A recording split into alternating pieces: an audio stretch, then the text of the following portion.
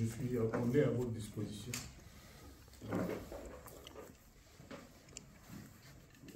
On commence par Tracy lui-même.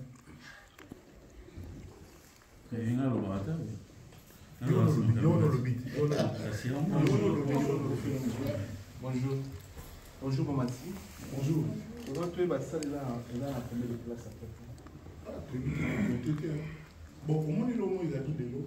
Mon mentalité comique, oh, ça lui plein, ça lui sold out. Ils sont tous un objectif, mon côté. Parce que nous sommes pas le succès. Pas le cabazala. On a zara. On a belé, on a la salle, on a salé, on a salé, on a salé, on a essayé de déjà. On a la bêta kaka. Et puis surtout, nous avons célébré la liberté dans la bêta. Parce que pendant 15 ans, tout le monde a Sandra. Moi, il y a bêta sous ils ont arrêté. Na zongi pe na banda ko beta boy ba mwele kaki na zongi la yango te donc na problème na ki na beta surtout les anniversaires ya bébé na ngai côté wana nga azati donc nombre kozala et puis comme on peut zala sold out mutu so visa na ye ya 500 places na mutu visa na ye ya 300 000 places soki 200 places on est tondi soki mutu 200 000 places asukaka 80 000 tout ça va aller. Tout comme ça. Pour 80 000, tu as ici 500 places. On peut rien à sens. Pour nous dire que vous allez bien, tu vas se payer un spectacle, vous allez bien. Ceux qui vont travailler, la Belgique, on va se plaindre, on va quantité, tant mieux. Mais biso bit na biso litoye matosa musana biso en fait aux zones ko beta na espace Schengen. Voilà. Biso ya biso za bon.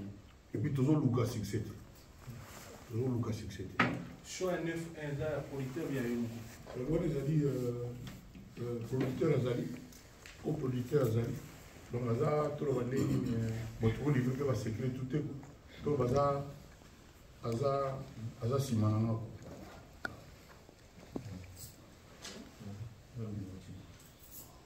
Bonjour. Bonjour. Ingénieur Louis les gars, comment on fait le milieu? Bonjour micro. Avant toute la question, il a félicité notre enlèvement, il faut le faire car il attend plus de 25 albums, Messien Belé. Dans une affiche, question dans les bosses, dans une affiche aussi presque dans les seniors. Est-ce que vous avez déjà contacté ou bien Bayaka Kandé, Bawaya pour lui ou tout votre avant? On a question. Moi, le journaliste, il faut ça. Pour expliquer au peuple bien. Il y a un bateau tout entier qui a invité Baoumou. C'est-à-dire orchestre Nabamou. Nabamela. Ils allaient orchestre Yabatouana. Et ça, ce n'est qu'une petite partie. Parce que le graphiste et tout, sur le milieu qui va dans la quartier, là, il y a 400.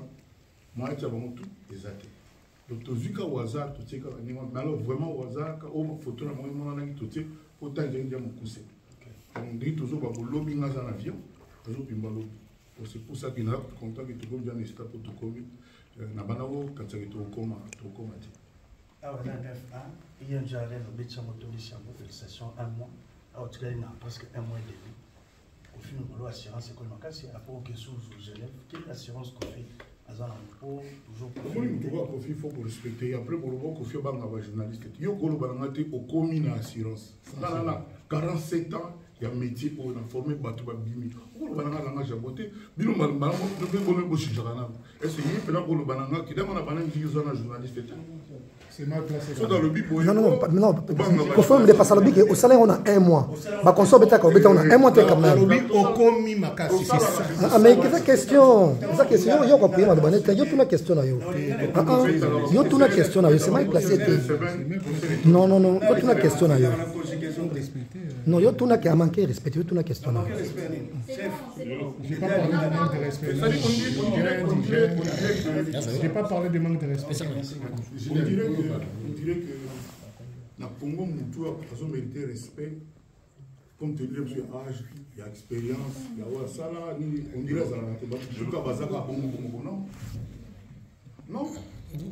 Donc, elle monte tous à la paix barrière. Parce que nous, on a un manga journaliste. Un manga journaliste, voilà. Nous avons un journaliste, on a manqué, c'est-à-dire ceux qui ont le bilan qui est ma paix, voilà. Ok. Gros bébé. Bonjour, Kofi Olomide. Gros bébé, ça va? Ça va très bien. Bonjour, Kofi Olomide. Bonjour. Bonjour, Mamassi. Une seule question. Kofi Olomide. Une seule question. Une seule. Kofi Olomide, quel est le plus grand échec qui vous a le plus appris durant ces 39 ans? Le plus grand échec qui vous a le plus appris durant ces 39 ans du quartier latin? Bon, on a la mingi ka ba o ekina ki mais so la bine pengé na kinda na ba mise na to ti poto to fa so ki combien de mois aussi si tourner to ke na Congo na ina système on seri wana avana zo na Congo funa le kana mboka moko bosi wana koti ku donc na le baba Zambie ba Angola ba Côte d'Ivoire planète alors mbala wana to zo ki ma kampo photo ke na Tanzanie to mettre stade na ba na muto ke na bien bakosela stade boyi bien mingi na moi atuka lero na bakosela moi elaki tokomi ba 16h biso olingi na stade tozila siku bamusicien une partie ka baye tozozila bamusicien bazwaka ati likambo nini boye lero mpe bawifi yaki mpena bien te mpo benga moto bani tout ça nga na producteur tobino tokenda na hotel na bango totala qu'est-ce qui se passe pourquoi bazoya te comme un hôtel, tu coûtes des pitchs. Ah, viens, les autres, tout ça. Dès là, on va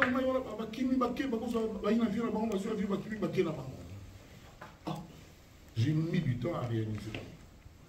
Kakawana, le buteur, comment il va y secteur, là, qui m'a moutambo là, moi, moutambo ti, n'a pas tout, tu vas qui, tu vas taper conseil dans ça, il est tapé bien. On a pas été sur les activités, sur les activités, qui imité, comme en Afrique, en Tanzanie, pour l'année sur eux, tu veux que tu soutien dans l'emploi. C'est ce que je peux dire. Merci.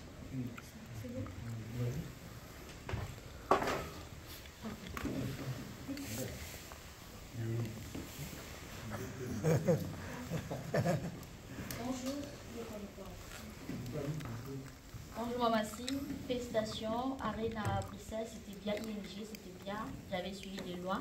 Et 39 ans des quartiers latins, c'est du waouh. Je vous souhaite encore de bonnes choses. Du coup, je voulais savoir, concernant plus la question de Junior, peut-être que ce n'était pas bien explicité, par rapport à l'affiche que vous avez mis, l'affiche OESA, la page Nayomoko, tant total, il y a un visage au Batepelepe et l'Obisi, par exemple, peut-être il y a Fali, Ipupa, il y a Ferregola, Eza Tenakati.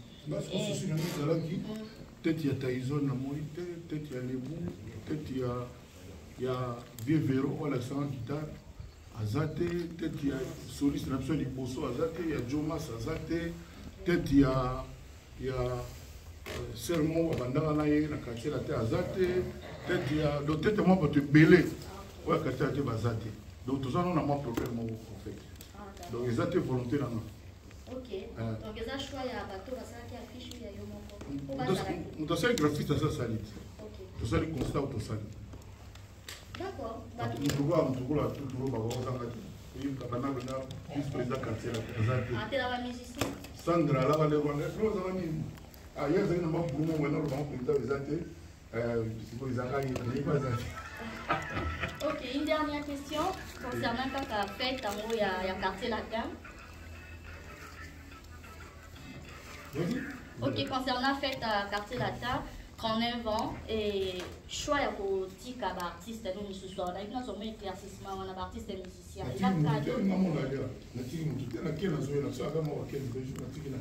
peut pas ok, mais on va donc il y a un chef, il y a un mois de trois bateaux qui pour un bateau. Oui, on a un moto, tout ça. Parce que ah d'accord.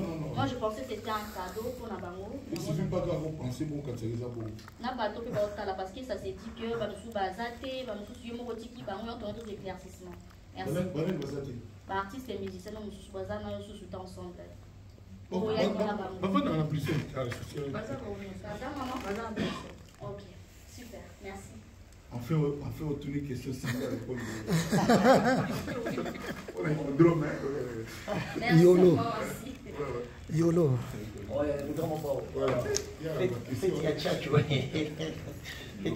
Feti ya Tchatchoué bandara na Hôtel Phoenix, il y a Noir Blanc. Le 26 novembre 1986. Alors, la pensée à confier le vidéo étant une personnalité culturelle. Comment on va mettre au monde à l'époque, on a mis au est-ce qu'il y a des différences où au monde a mis au côté, donc un jour où on met en conseil la question plus chère, va taper le thème.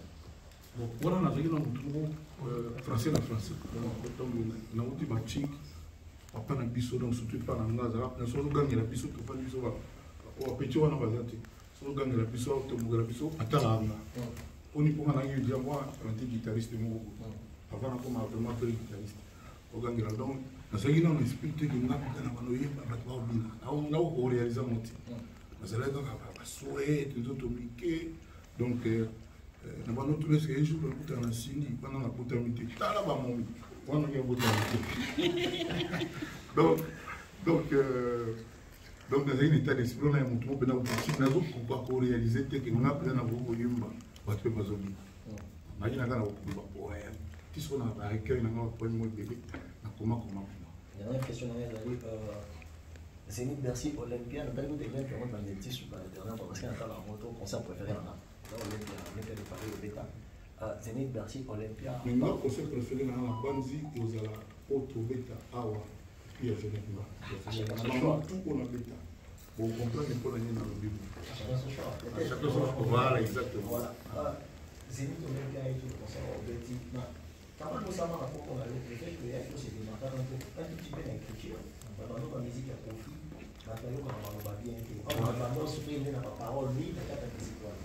Aujourd'hui, la même musique est notre moment préféré par rapport à la musique classique. En regardant ça, qu'est-ce que tu reproches? Qu'est-ce que vous reprochez par rapport à la société? La société congolaise à votre égard? Bon, moi, pour me faire la Lamartine. Alphonse de Lamartine, Ola, qui a défini sa carrière, etc. J'avais du mal à comprendre.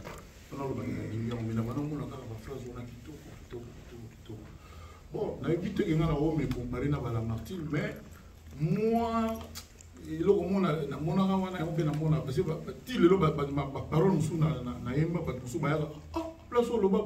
petit frère, un intellectuel, il y a j'ai mon ingénieur, avant il y a profil. Donc, première fois, il y a frère comme la pétunia. Dans Zemboya. Ma fleur, ma rose, ma pétunia, ma orchidée, ma jasmin. C'est là comme on a baissé ma jardinier. Ma baissé une combo, il y a chaque fleur, il y a jardin. Ma rose, ma pétunia, ma orchidée, ma jasmin. Pétunia, on a pétunia, on a boulot qui pétunia, donc tu vois la vie, on a l'air quoi, non, il y a quoi, non, il y a quoi, il faut l'éviter. Comme on a donc c'est dire, et puis il y a qui chouchou, il y a mère, la biso. C'est-à-dire que Lili Kaka. Donc, on a consommé le pédale par choc, il y a Porsche, Macabélé déjà. Et, moi. Donc, vous le dites, si vous le voyez pétiner, on n'a pas profit. On a évité ce jazz, si vous avez évité dans la pétine. Mais vous trouvez pas ma parole, mais c'est la catégorie soit plus belle. Tire au Lobaga. Oui, papa, c'est bien. Voilà, il besoin bien.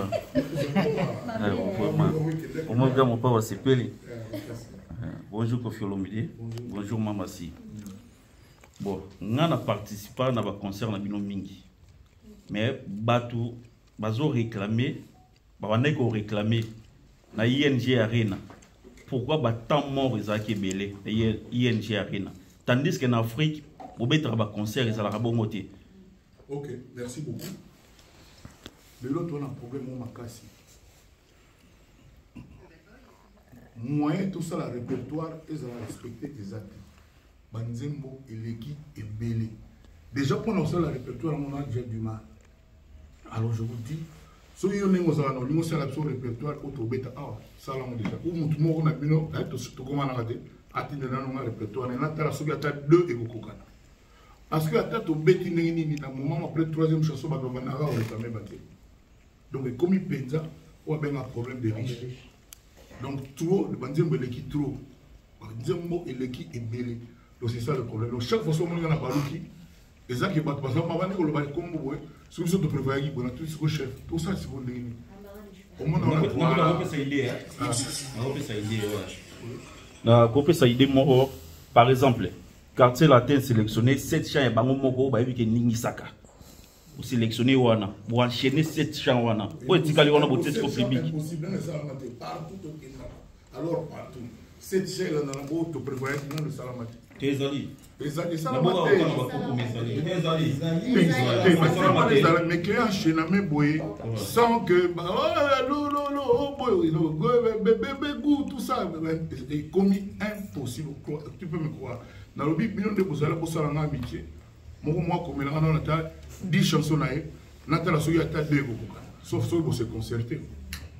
On va prendre les dernières questions.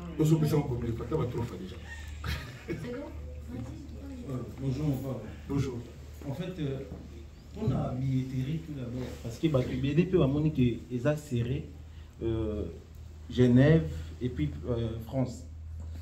Stratégie ni batouaro ça là pour que bas soit billet rapidement, billetterie bandakan et puis billetterie il y a Genève dans ça qui l'objet qui font il y a dit comme Suisse a fini la prochaine comme on a ce que tu regardes dans site il y a Arena Genève au sommet billet non Arena Genève au sommet puis de comment moi ma casse pour le moment comme Suisse ou un souvenir de l'homme Kama, voilà, Kama Suisse.com, des trucs comme ça. Donc, on se met au donc ça déjà ouvert. Mais pourquoi il y a un peu pour là et pexamité. Pour nous, ça dit que Sibir, maman Sibir. Ça dit, il y a peine à hein? Donc, il y a Sibir, il y a pour moi, si mon côté, il y a maman cité, Azati. So, vous voyez, vous citez les mains. Merci. Oui. Bonjour, monsieur Kofiolomide. Monsieur Rico, bonjour. Jenny. Voilà. En tout cas, premièrement, on a félicité parce que depuis au Bima, au Pématé, il est là, on a agi au commun en mot, en tout cas, sincères félicitations. Merci. Alors, il y a deux petites questions. Ils ont dit que dans l'ING, on a sorti du saut date il y a les 13. Et on a demandé là qui m'a par surprise, tout le monde date à les 29. On a la première question, pourquoi le 29, mon anniversaire, c'est l'année coutume. Il y aura le 26 novembre. Chaque année, la fête à moi, on a fait toujours. Et le 26, c'est jeudi ou mercredi. Samedi, il y a le 29. Dès que tout ça, samedi. On a un bébé dans la haute. D'accord. Deuxième question, comme un père, moi, j'ai fêté anniversaire. On a dernièrement fait ça à la carte pour le psychologue. Est-ce qu'on prévoit quelque chose, cadeau pour la banane pour fêter l'anniversaire? On ne prévoit rien. Et puis, il faut ça, on va payer que. On a souvent si pas connu. On a un gilet. On peut avoir payé le père dans mon cas. On peut avoir payé sa vie, on peut avoir mon pépé. Je vais mon carreau. Junior, on a posé. Voilà, Junior a d'accord. Joe. Et on peut bon, non? Voilà. Voilà, c'est ma polycoli, tout ça, ma boti, mais on va dire que ma poil, tout ça. Comment retourner? Voilà. Moi, j'ai juste une question. Question là. Non, la question elle a posé.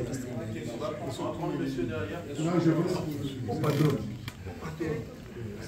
Moi, je voulais juste poser une question par rapport au. Bonsoir, les grands Mopao. Bonsoir, Mamassi, la suprême. Question dans les arts, moi, rapport à Ndorope, date, tu as ouverture à la billetterie pour la place. Je te donne la parole. Billetterie pour la place. Et puis, et puis, tout qui. Les oreilles, un peu, on va pas dans le moro, mais moi, ma tu es au Kaki, tu en as des jours, tu en as samedi, dimanche, et là, pour. Et puis celui qui va dire, tu vas naître le 29 novembre. Ah, papa, ok, non, non, non, non. Donc, tu vas laisser mon bébé te rater des jours. Tu es awa, pour te remettre le 29. Olivier, bon, pour te remettre le 29. C'est quoi pour la billetterie, tout ça? Eh bien, je me suis fait souffler par l'équipe. Pour souffrir, au hasard, petit nanga, master nanga, puis manager. Ah, ok.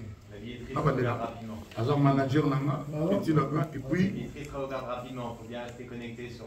Le lien est déjà créé, mais le temps que ça charge, etc., que tous les petits réglages se fassent, ça peut prendre. Donc, bazar, tout avec équipement au salarié. manager. Mais non, tu n'as pas la confronter à tout. Pour m'accompagner pour te prendre sur les rails. Merci beaucoup. Voilà, merci. Kofi Olomide, déjà félicitations à ING Arena. Ngamona Zalaki, encore une fois, tout le monde qui à quel point quartier la tes orchestre à Mama, orchestre à Bassi, parce que jour où on a penza, minanga, dragueur, na kati salle, comment dire quoi, mwa bomba na cage babimisi, donc Bassi balega qui est belé.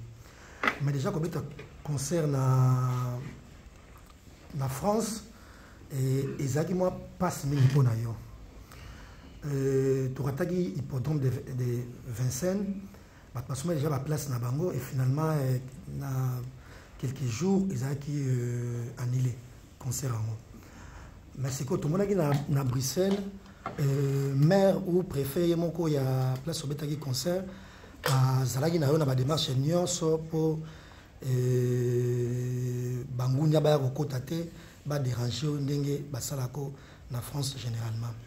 Mais c'est que yo Evry Couronne ils sont na Île-de-France. Et ils ont la carte, bref, Paris, donc Île-de-France, disposition ils ont joué pour concert et finalement. Est-ce que vous arrangez la mer à Paris, tu as préfet à Evry Couronne, parce que joue aux amiguités et confiance dans les gens qui sont sous les billets de père qui est aux sous annulés, n'est seulement une hippodrome de Vincennes Kofi Olomide. Les moyens à l'annulé, on a gagné ici dans le le système au bas d'ango, tu comprends. Tu verrouiller le système. Tout à fait. Tu verrouiller le système. Moi, je vais le concert. Voilà. Et puis, tu m'as tout quitté. Pourquoi vous avez confié à Bétate? Patron, vous avez danger. Pourquoi vous avez confié à Bétate? Il faut Bétate. Vous posez bien une question. C'est ça. Le fêteur au Bétat déjà l'espace Schengen, donc tout est ouvert déjà. Dans toutes les questions, monsieur, aucune question. Je ne vais pas répondre aux questions. C'est deux problèmes sur ça, le live. Ça va peut-être être la dernière question. Parce qu'il y a une main qui est en souffrance depuis 10 minutes. Bonjour, Kofi Olomide. Alors, pour le 39e anniversaire, quel est le répertoire choisi? Celui du quartier latin? On n'a pas encore fait le répertoire. On n'a pas encore fait le répertoire.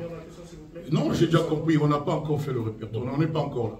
D'accord. Voilà. Mais c'est pour savoir, c'est sur la musique, c'est-à-dire de Kofi et le quartier latin, ou uniquement? Il n'y a pas une chanson, soi-disant, du quartier latin où il n'y a pas l'âme de Kofi. Kofi n'est pas intervenu. Ça n'existe pas. Demandez à leur auteur, entre guillemets, chaque chanson, il y a du Kofi dedans.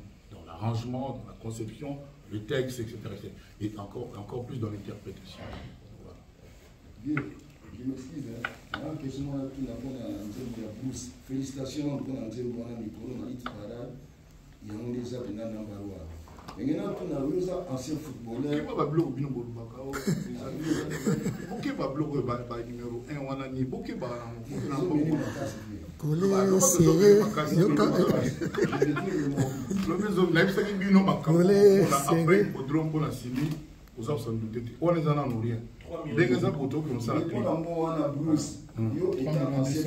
est-ce que vous avez un Bruce bien des calabas qui n'a pas mis Bruce? Non, oui, c'est bien, mais les lois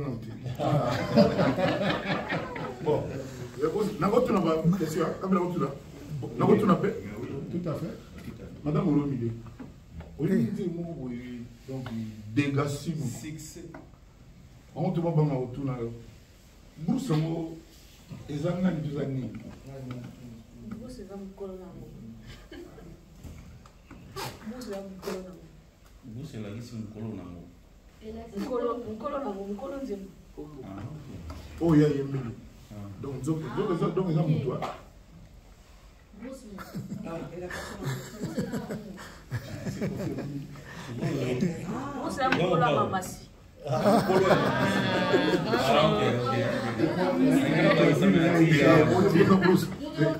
Bon, tracy pas Bruce. Bon, tracy tout est en forêt. Bruce, payer en tout cas. Il y avait quelque chose que j'avais remarqué avant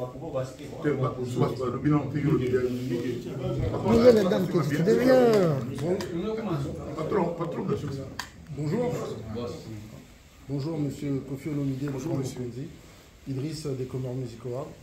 J'aimerais vous poser une question. Vous avez effectivement fait maintenant 39 ans du quartier latin. Vous avez fêté l'anniversaire, mais comment avez-vous su pardonner certaines erreurs ou certaines trahisons des membres de quartier latin? Comment avez-vous pu générer justement cette gentillesse et cette ouverture? Comment faites-vous pour pardonner tout simplement ce qui vous est passé dans le passé? Bon, si je dis que j'ai un cœur comme ça, c'est très facile, c'est trop facile. Mais je dis, moi j'ai pour habitude, quand il y a quelque chose qui lèse, quelque chose qui flanche, de mettre sur la balance le bien et le mal. C'est-à-dire ce que la personne a fait de bien et ce qu'elle a fait de mal. Quelqu'un comme Babia, par exemple, vous savez l'histoire, je ne vais pas revenir sur ça. Et le moment venu, je me suis dit, il a fait ça, il a dit ça, tout ça. Mais il a quand même fait ça, il a fait ça, il a fait ça. Et de mon point de vue, ce qu'il a fait de bien est plus fort que ce qu'il a fait de mal. Je procède comme ça. Voilà. Je peux vous le confirmer. Ah ben, très bonne, merci. Très bonne réponse, merci beaucoup, monsieur Kofi. Est-ce que je peux poser une deuxième question? Ah ben oui. Alors, vous avez...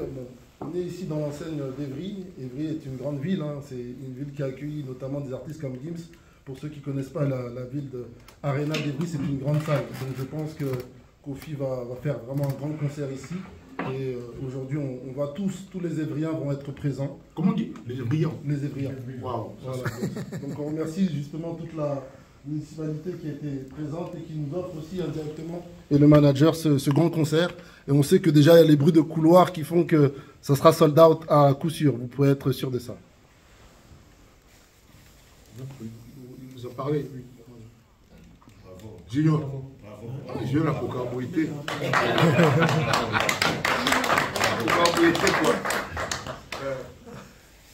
Oui, papa. Bonjour, grand Opao, bonjour, Mamassi. Question dans les abonnés par rapport à ça. Parce que tout le monde a question à début, on dit, il y a une capacité à santé.